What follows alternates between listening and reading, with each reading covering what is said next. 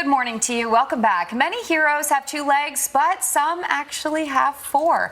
In honor of National Pets for Veterans Day, we are talking about the importance of service dogs and companion dogs. That's right. Joining us now, president and founder of Companions for Heroes, David Sharp, with his service dog, Darby, and also Army Green Beret veteran Benjamin Bunn and his service dog, Jolene. We also have Laura and Jason here from the Petco Foundation. Guys, thanks for coming on this morning.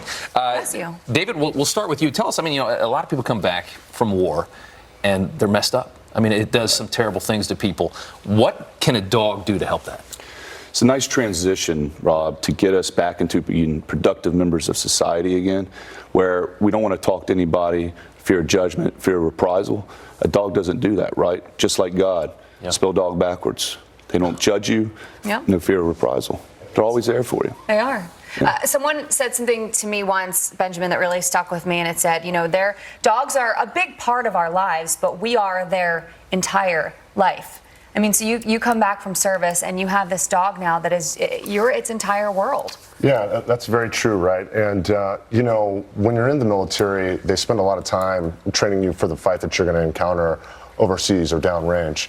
But what they really don't talk about too often is the fight that's waiting for you back at home when veterans are transitioning from that full-time active duty service to working in the private sector, and having a companion that's there with you and that is your entire world can really help ease that transition, give that individual purpose, a mission, and comfort during those dark times and those quiet times that are all too often now with veterans this day and age. Yeah. David, I think you had a story that, if I'm not mistaken, you had a dog that actually saved your life.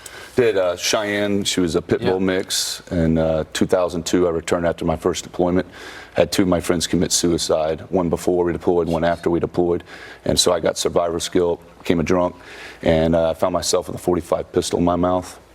As I was squeezing the trigger, my rescue pit bull, and the door was latched, by the way, Julie and Rob, it was latched. Wow. She walked in and saved my life right in the middle of the act. And a big way of proponing and getting this, what we have personally sacrificed and endured, which isn't a lot for me compared to Ben, but our partnership with the Petco Foundation has helped us tremendously in helping saving so many lives of these dogs that have no choice in their fate, and also these military heroes who deserve our credit full deal. So. That's a story there. Yeah. Wow. Benjamin, how has Jolene saved your life? I came off active duty in 2016, and by every measurable means that you could, by every quantifiable means, I was for sure a professional tough guy.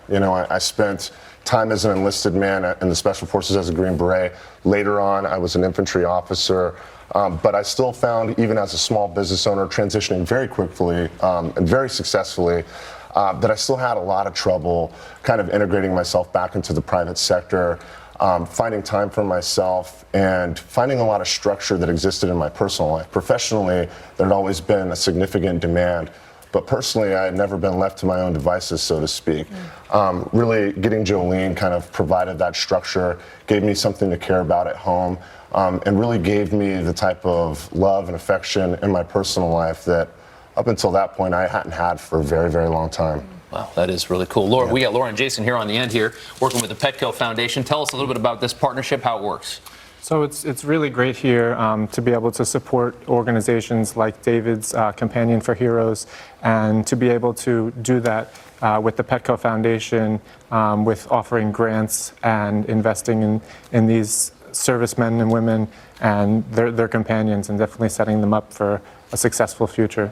And Laura, talk about how these dogs become service dogs and companion dogs. A lot of these dogs have been sitting in shelters. I understand that they're facing being euthanized, and they're saved to be able to, it's like everyone's saving everyone right now. Right. That's the good part about this program. It's a win-win for everybody. The vets get help and companions, and the dogs get saved from the shelter, and like you said, from possible euthanasia. So it's a really great program.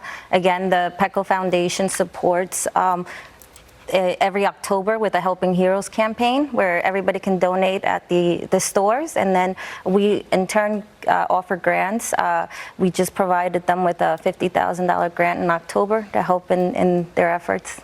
It's fantastic. Cool. If people want more information, Petco.com. You can donate. Any store, all 1,500 stores are collecting for Helping Heroes this month. Well, thank you guys. Thank you, obviously, for your service, for the work that you guys are doing, and thank you for this as well. Absolutely. Thank Great you. story. Thank you Thanks, for your guys. support. And we'll be right back.